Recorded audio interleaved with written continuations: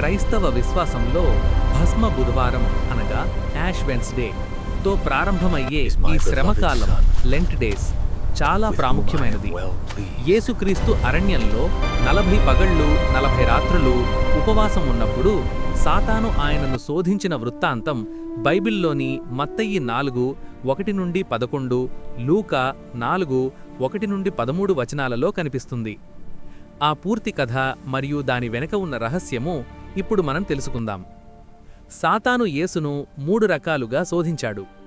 మొదటి శోధన శారీరక అవసరం, ఆకలి. రెండవ శోధన అహంకారం మరియు దేవుణ్ణి పరీక్షించడం. మూడవ శోధన లోక ఆశలు మరియు అధికారం. ఈ దేవుని సందేశం పూర్తిగా వినాలంటే ఫుల్ వీడియో డిస్క్రిప్షన్లో ఉంది. దేవుని వాక్యం ప్రతిరోజూ వినాలంటే ప్లీజ్ సబ్స్క్రైబ్ మై ఛానల్. ప్రభువైన యేసుక్రీస్తు నుండియు కృపా సమాధానములు మీకు మీ కుటుంబాలకు కలుగునుగాక. ఆమేన్.